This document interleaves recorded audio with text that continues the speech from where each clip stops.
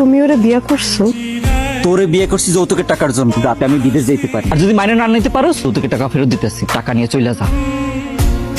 আমারে ধোকা দিয়ে নতুন একটা বিয়ে করে সুখে শান্তিতে সংসার করব, এই বাসর আমি কোনোদিন ওকে দিব না। তোর এত বড় সাহস, আমার বাসর ঘর নষ্ট করতেছস? তুমি আমাদের বাসর ঘরে কি করতেছো?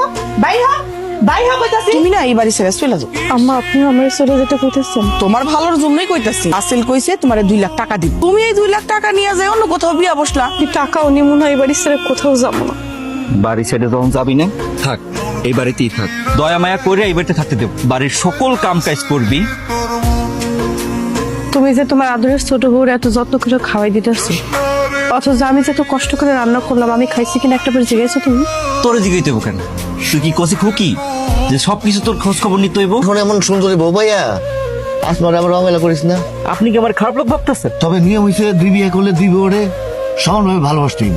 সমান সমান ভরণ পোষণ দিতে হইব। এক বউরে বেশি দিবি, এক বউরে কম দিবি, এটা কিন্তু অবিচার হইব। তুমি না আমার বলছো না তুমি তোমার বড় বড় সহ্য করতে পারো না, তুমি তারা দেখতে পারো না, আর এখন তুমি তারা জড়ায় ধরছো। এটা দেখা বাকি ছিল আমার। সে আমার জয় ধরছে দেখে তুমি রাগ করতেছো কেন? সে যেমন তোমার স্বামী, আমারও তো স্বামী। সে যদি তোমার জড়ায় ধরতে পারে, আমার জড়ায় ধরতে পারবো না কেন?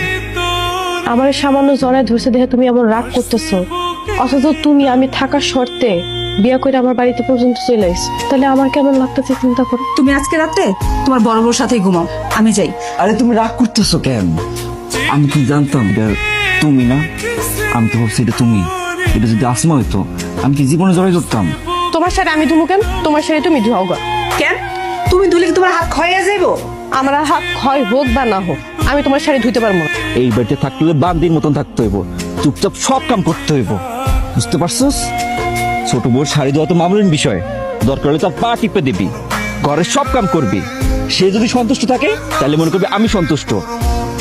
তুমি তুমি এখানে আইছো কেন? আমার ধোকা দিয়া প্রবাসীর লোকে বিয়া করে সংসার করতেছো, আর আমি মাইনে নিব? লুকায় লুকায় পুরাতন প্রেমিকের লগে দেখা করতেছে, কথাটা ওরে জানাইতে হইব। সেও দেহুক কোন মায়ের লেগে সে আমার এত কষ্ট দিতেছে। তুমি মাথাটা ঠান্ডা করো, তুমি আমার কথাটা আগে শোনো। আমি তোমার কোনো কথা শুনতে চাই না। তোমার ছোট বউর লগে তার গভীর সম্পর্ক ছিল, তারে ধোকা দিয়ে তোমারে বিয়ে করছে। আমার কথা যদি বিশ্বাস না হয়, তাহলে চলো আমার লগে, যাই দেখবা চলো।